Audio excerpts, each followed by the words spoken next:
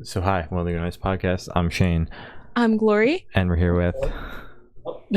Sorry. It's all right. We'll start Okay, from the it's top. okay. I know. So hi, welcome to the Nice Podcast. I'm Shane, I'm Glory. and we're here with. Corey.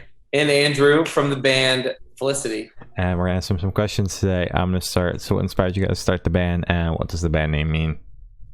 Okay, well, what inspired us to start the band? That's a good question. I've always personally, I've always wanted to be in a band. Ever since I was a little kid, and I started my first band when I was in high school, and have pretty much been in a band ever since. This band particularly, I had moved to Orlando, Florida from Maine, small town in Maine, for grad school. And after grad school, I was like, all right, well, my mom's happy. I got my degree. So I'm going to start a band again, because I hadn't been in one in a little bit. So I started Felicity, and, ever since then, it's been the one musical project I've ever had in my life that's been kind of constant. We've been going on 6-7 years now. And so yeah, that's really been the reason why I've always wanted to be in a band is just I love making music. I love being in a band with guys, like-minded guys. And I love just even the journey of hopefully, you start a band and, you hope one day you'll be able to play a show, and then maybe you'll be able to record music. And then maybe someday you'll be able to, play in the town you've never played before, and people will come see you. And just like be in awe of that, and the journey of that has always intrigued me. So, yeah, it's been awesome ever since. Yeah, damn, you kind of said it really well. All right. So congratulations on your upcoming release, Dear Universe. How do you felt the response to the announcement so far? Wow. Probably better than we anticipated, honestly. Like when we started recording this last year or the year prior, we really went outside of our comfort zone and we're trying different genres, different sounds, different writing styles that we weren't familiar with. And we kind of just gave up on trying to sound like this band meant this band, and just really wanted to write music as songwriters and just what we would enjoy. And we were always stoked about it. We thought the songs were great. And so we were always wondering how people would take it when it started coming out. And so far, I don't think there's been any negative feedback really, other than not being more of it. I would say. Yeah. When we were kind of in a weird position where we recorded this record, Your Universe, 2 years ago. And we were in a really weird place where at the time we had just lost our record label had gone out of business that we were on. The previous EP, we were on an independent label that went out of business. And then we had just gotten to the point where we had to fire our manager, which was really unfortunate. So we were completely DIY for the first time in a little bit. We had no one really other than each other. But we had this studio time booked, and we're like, let's go in and write our first full-length record. It's time. It's been 5 years. We need to do it. We need to finally do it and stop doing EPs and stop releasing just singles. And so all we had was each other. We went to the studio and we recorded it, and we got the masters back in January 2020. And we were like, this is it. This is our year. Everything's coming to the line. And then we all know kind of what happened in 2020. We had to take an entire year of us just, having this record we were so excited to release, and having to just hurry up and wait. So entire 2020, we kind of waited. And then beginning of 2021, we started kind of hearing, that, they're thinking, maybe this fall, late summer, things will be starting to open up. So that's kind of when it kind of fell into place, and we got our new manager and signed a new record deal and started putting the bootstraps to what this record comes out on July 16th. So a couple weeks now. And it's been just really a 2-year journey that most people didn't see. And so it's been really hard for us, talking about feedback is we feel like we've been dormant for so long, that 1 year of everyone being away from music and bands, musicians, and you come back and you wonder if people still care about you. And especially being a younger band, especially being a band that's not that big, staying out of the public eye is really detrimental, and it's hard to really build that momentum back up. So that's really what we've been working towards is to building back that momentum. And it's been amazing so far to see how many people do still care and do remember us and are excited for the new stuff. Yeah, I feel like it was also kind of I don't want to say a good thing, because COVID is not a good thing. but because people were so distant and disconnected from the music industry for so long, that people are just so hungry for anything at this point. So it kind of like worked in our favor that it's like, here's a batch of songs we never would have written before. So people were just so ready to consume that I think it kind of like aided us in like presenting new things to people and then accepting it. Well, I am glad, like, as a younger band, that you guys didn't just announce the album and then, like, just kind of shout into the void, because, like, no one really, you know, was paying attention at all. Yeah. So that's a good thing. Is there any meaning behind the album name or the cover art? The album name is based around one of the lyrics of the final song on the album. So it's a song that means a lot to us, and we just love the whole concept of it and what the song means. So, you know, when everyone hears the record, they'll be able to listen to that song and hopefully tie it back to the overall picture. There's no real like overarching theme of the album. That was just a song that really meant a lot to us, and that lyric specifically in the song meant a lot to us. And the artwork, while it being a unique piece, we released a bunch of singles leading up to when the album comes out, and we had the same artist do every single artwork for each individual single, and then the Dear Universe artwork kind of ties it all together with small, like kind of like Easter eggs you could think of elements from every single that had been released. So we love the idea of working with one artist for the entire project, and we loved his style, and we feel like it fit the vibe and the tonality we were going for with the record. And so it was really cool to be able to work with him and like this project and then this little project and this little project. When we finally got to the album, we were able to tie it all together into one kind of piece with a bow on it, and that was really special to us. Yeah. That's great. Really meaning behind it besides it just looks really nice. It is cool. Fair enough. That's fair. All right. So can you tell me a little bit about your writing process for this record? It was 2 years ago, so now it's hard to remember. But I mean, our writing process usually is pretty straightforward. Yeah, we pretty much think of like an idea, or we used to think of just like, oh, this is a cool riff, let's just mess with it, see what we can come up with. But when we actually got into the studio and we started tracking and recording and working on pre-pro with our producer, Andrew Waite, a lot of it was focused more so not about the actual music itself, but the lyrics and the melodies and what the song is going to represent, what the actual theme of it. And once we started taking a step back and not worrying about, oh, this guitar part or this drum and bass part, like just working at, can this be played on an acoustic and sound good and make sense? Does it tell the story of what we want? Yeah. We were able to really take a step back and approach it like songwriters for the first time. Yeah. Previous albums, we were always going in and doing kind of EPs or maybe like 3 or 4 songs at most. I think we ever did was 6 songs at a time until this. And it was all very much focused on like guitars, bass, drums, things like that. Yeah.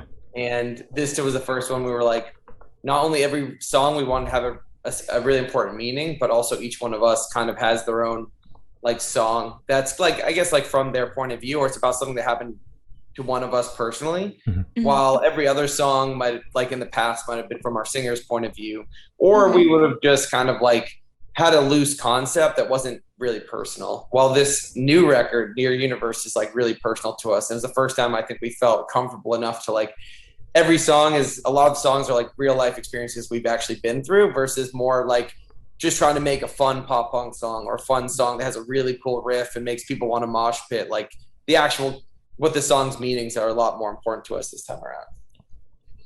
Hell yeah. That's good. That's really good. So how'd the track list for this album come about? Did you write the openers to be openers and the closers to be a closer, or did you just kind of shuffle it and that's how it came to be? No, it all kind of beautifully fell together in a chaotic frenzy. When I think it was the first track, like the opening, was that the first one we did? Yeah, well... No, it was the second one. Well, we wrote the opening track to be the opening track, but that was it. Because when we were working on the album, we had a whole bunch of songs, and we're like, you know what this needs is like a really high energy opening track that kind of sets the tone. And so we wrote that one from scratch in the studio with our producer, and it came out awesome. We were like, oh, this is exactly what we needed.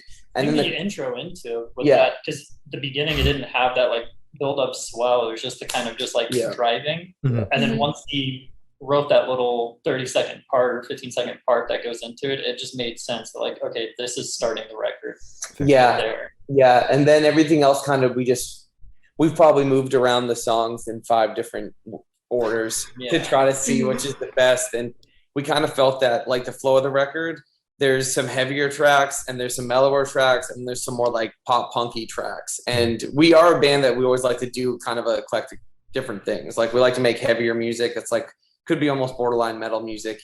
We also like to make pop punk music, and then there's some acoustics. We have acoustic songs on this record too. There's like a little bit of everything. So we kind of wanted to make it seem like a musical journey. So if you do, the people who do listen to albums front to back, a lot of people just listen to singles now anyway. But if you do listen to the album front to back, it like definitely starts more aggressive, and then halfway through it kind of changes, and where it ends is a completely different place than where it began. And we didn't write it to be that way. It just kind of naturally happened. Yeah. And the flow of songs just worked so perfectly that way when we started thinking about it that way. And we were like, man, if this was someone's first time listening through the record and this was the experience they got, that would be really cool. So that's kind of how the final product ended up being. It takes you through like both sides, I would say, of the band. Like it just starts at one point of the music we write and then gets to the half point, blends with the different genres, and then the ending of it is like the other side of what Felicity would write. And we have a song in the record called You Got This. And then the first lyric is, this is the turning point where everything changes. And at that moment, the album kind of changes. And we didn't plan for that. It just happened so good. And we're like, oh, this is awesome. So sometimes when that all finally, like those happy things kind of fall into place, it's almost just like a sign that like it's meant to be. This is the way it's supposed to be. Yeah. Definitely. Writing albums that way, or just planning or putting albums that way, is also perfect, because then there's like a song for everybody. If you don't like metal, there's acoustic songs. If you don't like acoustic songs, there's just literally any other song on there would fit. Yeah, there's literally something for everybody, we feel like, on this record, which is also hard because like if someone hears one song and really likes it and they go for the record, what the fuck are these guys doing? Exactly. Yeah, that's fair, right? Yeah. So I want you both to pick your favorite lyric off this album and tell us the meaning behind it. I don't know. Okay, we got this. Man, favorite lyric. I know. There's so many good ones. There are a lot of lyrics. There's a lot of lyrics. There's a lot of lyrics. I'm not going to cop out and pick well, C'est La Vie. Like, yours, but that one makes so much sense. Yeah, but that's a cop. Okay. So I'll pick a different one. So I really love a lyric. I did not write this lyric, but I do love it. So we wrote a song called You Got This in the middle of the record, and it's very much kind of like a song we went into writing it. We actually wrote that one in the studio too. It's a song we feel like we wanted to have a song on the record that could be played, that's one, accessible to everybody. Like you could play it to your grandmother, you could play it to a younger person, and they can connect to it in some way, where a lot of the music we write might be like kind of for our typical fan. So we wanted to write something really accessible. We also wanted to write it to where it could be used in like a stadium or in a car commercial or in a sporting event or something where it's about it. And it's really just, the bare bones about it is about, motivation, putting everything you have into whatever it is you're doing, and not giving up about no matter what it is, in the most generic sense, is like boiled down version. And there's one lyric that says, a winner is a loser who just tried one more time. And I think about that all the time, where like what separates people who achieve their dreams and the people who fail and give up. And it's like just being the person willing to try one more time at it is always going to eventually be the person who succeeds. So I think about that a lot now in my daily life. Is like when I'm really down or I'm thinking about giving up, it's like, a winner is a loser who just tried one more time. Doubters will down until you're in the grave. So that song, I really like that lyric too. And I feel like it's applicable to everybody in life. So I think that's really nice too. I don't really think we had too many lyrics before this record that could be applicable to everybody in their life at some point. So I think I'm just going to do the cop-out one. Okay. Yeah. Well, it's for good reason. So. Yeah. So the last track, C'est La Vie, was written about my dad's passing. So the lyric, it's pretty short. The Dear Universe, Have Sympathy. And it was pretty much just like the struggle for years of not acknowledging it and just like still not coming to terms with it. So just that whole song, like there's so many lyrics in that song to pick from, but yeah, it's also like really from your point of view, like all the lyrics are real things that you and him, like everything in the verses, everything in the chorus and the bridge were like actual things that we would do on like weekends, the things that I did growing up. So it's like really hard to pick a specific one. Okay. That whole all right. Yeah, that's fair. So what song off this album took the longest to write, and which one is your personal favorite? The longest to write? I'm trying to think. They all came pretty naturally. I think You Got This took the longest. You got This probably took the longest because it's one of the ones we wrote from scratch. Like absolutely nothing. We tried a completely different vibe the first time, and then realized that if we just stripped it down and then just built and every part not repeated, but introduced a new like instrument or element, it would be more of a linear journey that way. And also, I think, it's unrelated, but when we wrote C'est La Vie, we were originally writing a different song. And we spent an entire day working on like this song, and it ended up being like, it almost felt like super happy and upbeat. And we feel like we didn't want that. And we completely shifted and we're like, no, we need to address this and write something else. And we ended up writing C'est La Vie from that. Because the original song that I brought in was like very major. Yeah. It was very major. Yeah. And for such a, rough subject matter, it just sounded too happy. And that's not a bad thing. Like it can be happy, but it just needed to do the lyrics justice. So that one took a while. Okay. My favorite song, I really like the song Ignite, which is technically the first song on the record. There's like an intro track that leads right into it. But that song I love. It is one of the ones we wrote from scratch in the studio, but just has the energy. It sets the tone for the rest of the record. And it has our first ever feature, which is Dan Marsala from the band Story of the Year. Story of the Year is one of the bands we all grew up idolizing, and especially because of the live performance. We've always been a band that's really about our live performance. That's our favorite part about being musicians. Like some people love writing music, some people love being in the studio, but we love performing live the best, and that's where we put most of our effort when we can. So watching a band like them, idolizing them, where they like, we're still nowhere near they are. They do backflips off their amps, and they're just insane. Like if you watch Story of the Year videos on YouTube, but we were able to reach out to him and get him to do a guest feature, and we're like, it was our first moment of us kind of feeling like a real band. It's like, we feature from someone that we grew up idolizing. So being able to bring him in on board, and it just came out pretty rad. Like I can't wait for everyone to hear it. All right. It's amazing. I'm glad you guys got that opportunity. I just want to say that's really cool. Miracles happen when you do you have a favorite track? Send an email. Yeah. I'm gonna say The Weather. The Weather. And it's literally just the very end of the song when all the chaos ends and you hear that just single note chord ring out. It's just such like a shift. It's the only time that tone is heard in the song, so that's the only reason. No specialness to it, just sounds dope. That's fair, yeah. So can you guys tell me where headspace was at while you were creating this record?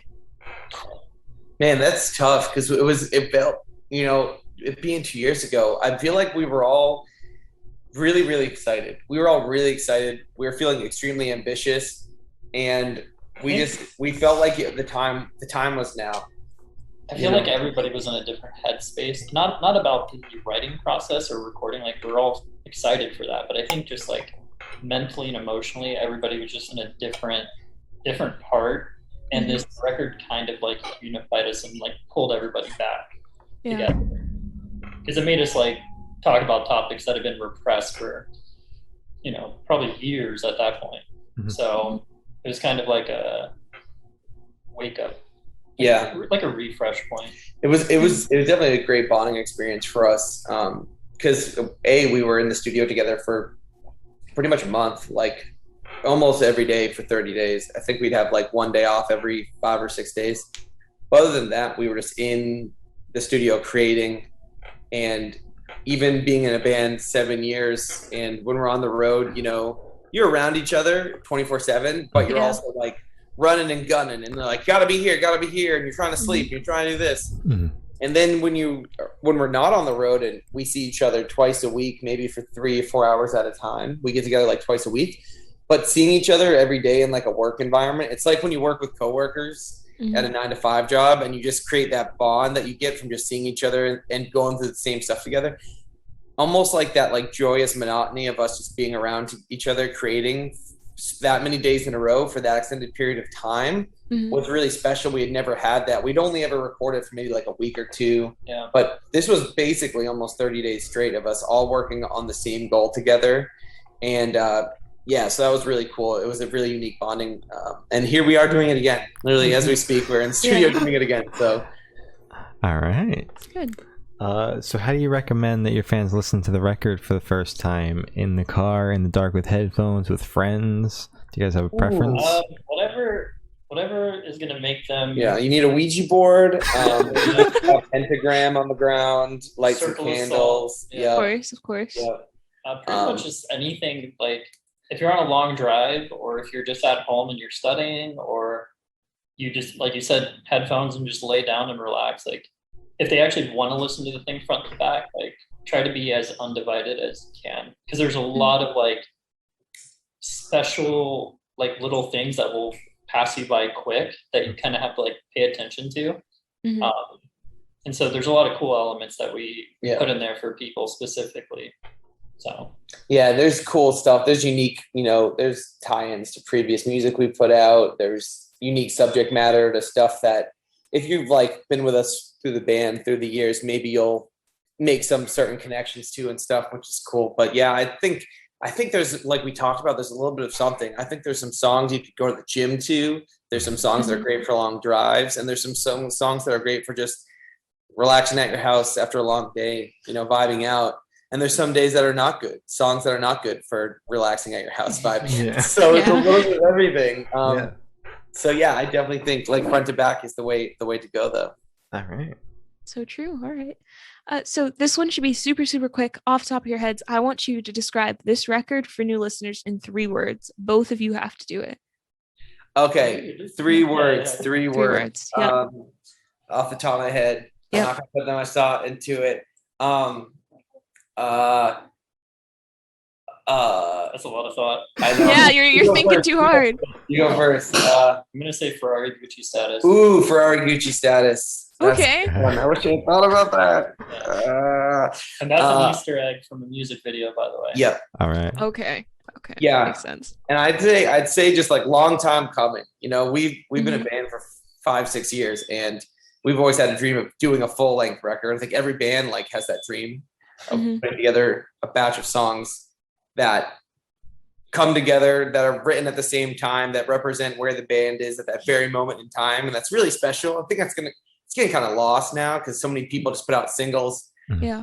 But like a work of art that can be listened to front to back, consumed as a complete work of a snapshot of where these artists are in their life. It's always been fascinating to me.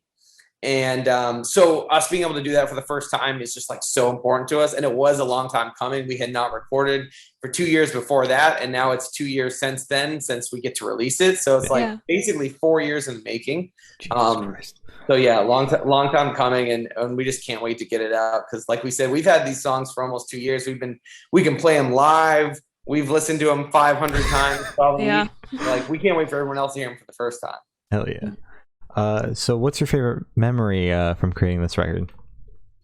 There was one day where it rained really, really hard in this, like here in Florida. And if you guys know anything about Florida, rain's just kind of like an everyday thing. Hurricanes are normal. Yeah.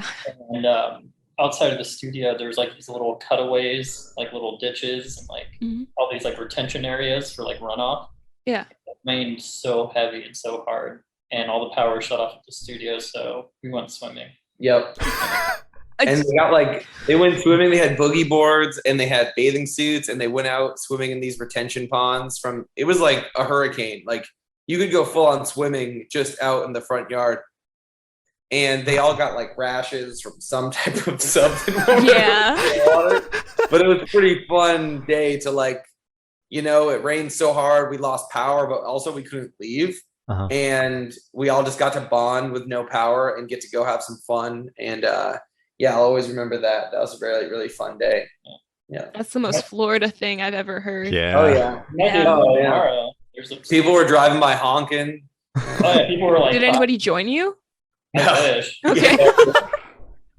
So, Wow. Okay. So since shows are starting to make a comeback, do you guys have any pre-show rituals you would like to share with us?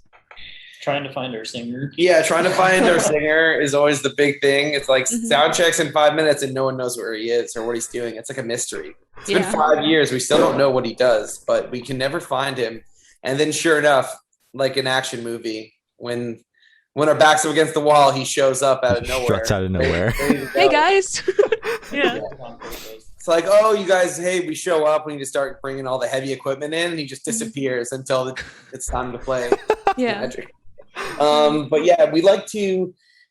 It's more about what we've learned not to do. Like we try not to drink too much before shows because it's a bad idea. Yeah. We try not to eat too much either because if you eat too much, you're going to have a bad time. And then also we like to have a little huddle and just get our head straight and just, remind ourselves why we're there. And our big thing is, whether we're playing for 500 people or playing for 5 people, or sometimes you hope there's 5 people. But whoever is there, they paid their hard-earned money to see us, and they could be anywhere in the world. So they deserve to be entertained as if there's 5,000 people. And so we try to make sure every time we're performing for someone who's paid to see us that we give absolutely everything we have. We put on the same show as if we were selling out Madison Square Garden, which hopefully happens someday. But other than that, no matter where you see us, if it's a hole-in-the-wall pizza joint on tour or, someone's living room or whatever, we try to put everything we have into it. So we usually use that minute with ourselves to just remind ourselves why we're there, and that no matter how tired we are or how many shows it's been in a row, that whoever's there deserves to be thoroughly entertained no matter what. I love that. That's a good one. That's good. So what are your top 3 songs that you're looking forward to playing live off of this album?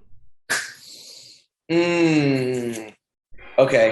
I think Wish You Weren't Here because there's a really cool guitar solo and me and him are the guitar players. So we, you always want to play guitar solo, right? Of course. Really hard to put guitar solos in a lot of modern music too. Like there's not a ton of guitar solos going around, depending on what. There need to be more. Yeah. There needs to be more. We're trying to stand up for the guitar solo. So please, when we get to play a guitar solo, which will be really fun. We've still never played that live. I haven't. That'll be fun. I think playing Ignite live as an opening track will be awesome. I love your tips. Because it's definitely just like setting the intention for the show. And then in my last one, we have a acoustic song called Highs and Lows, which we just have no idea what people's reaction will be because it's unlike anything we've ever done. But it is really emotional. It's really stripped down. And I feel like there's a lot of sing-along ability to it. So hopefully people like it enough to where we could play it live. And I think that would be a cool experience. Literally all same? Okay, cool. We're on the same page. All right. Okay, good.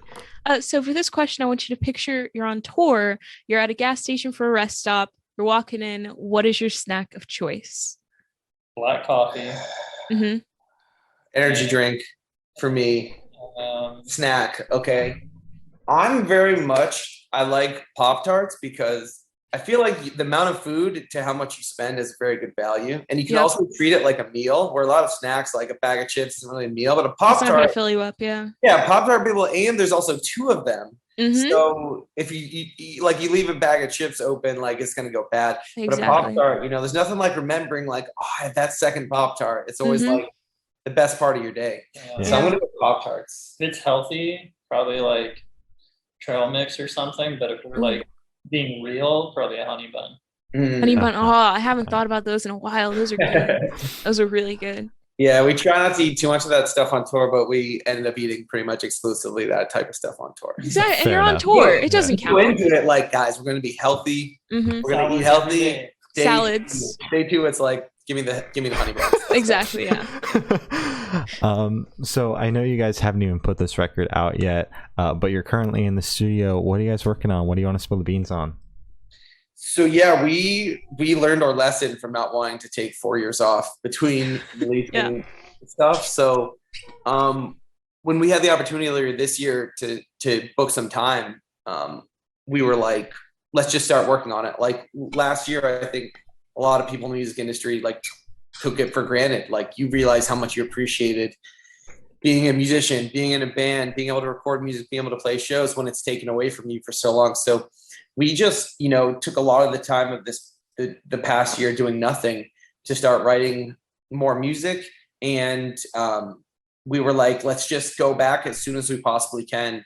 So when we had this opening, which today is the first day of this new journey we're on, we took the opportunity to book it, and we were like, we'll figure it out when we get there. We had a lot of rough ideas that we'd been writing over quarantine and over the past year. And we took probably the last couple months outside of, we were releasing music videos, and we are getting all the, the merch stuff for the pre-sales and pre-orders and getting all the final stuff for the album. But we were also doing a ton of pre-production and writing.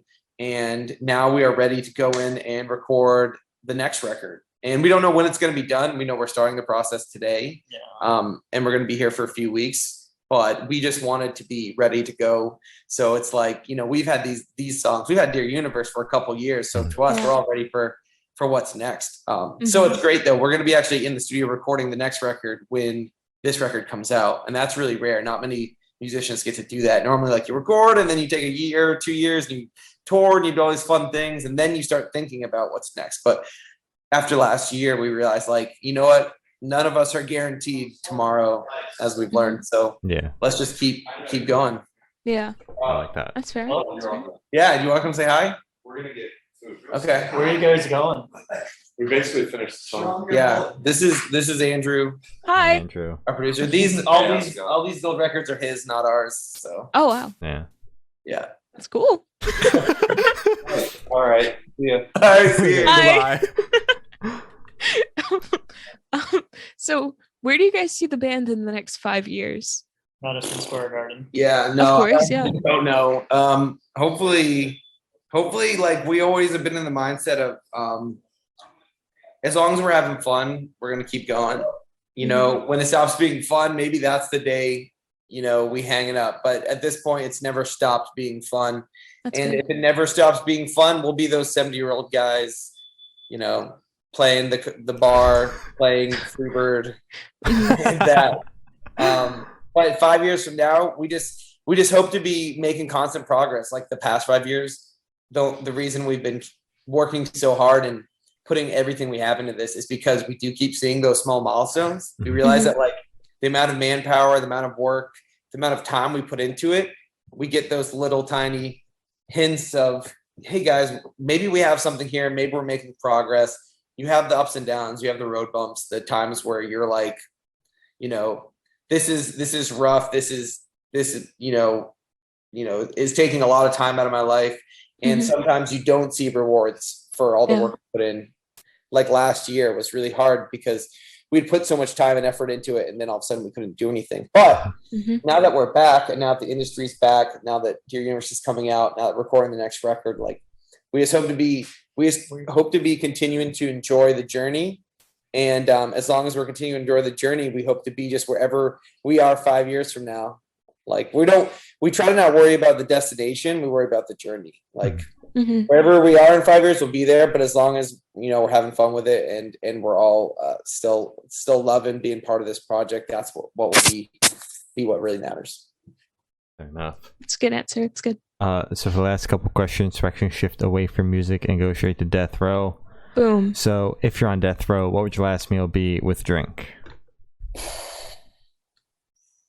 So I was gonna say, okay, I'm going to go with Chinese food, but a very specific Chinese food. Okay. Where I'm from, in this small town in York Beach, Maine, way up north in Maine, there's the best Chinese food restaurant in the world called Green Leaves. And everyone, when I say the best Chinese food in the United States is in York Beach, Maine, no one believes me. But I've taken friends there from Florida, and they all say, this is the best Chinese food I've ever had. So it'd be Green Leaves. And for drink, man, I'd have to go with, I'm going to be simple. I have to go with full sugar Coca-Cola Classic and also a beer though. Also like an IPA, like a strong IPA. All right. Yeah. Probably faux. A glass of rum, because Florida. Just a glass of rum. Yeah. That's hardcore. Yeah. All right. Rum's really big in Florida. It is. Yeah. So just a nice glass of spiced rum. Not a big glass, but like a nice little glass, and then wow, probably coffee. Yeah. Okay. All the vices. Yeah.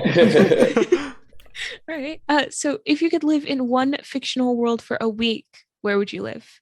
Star Wars. Star Wars. Yeah. Okay.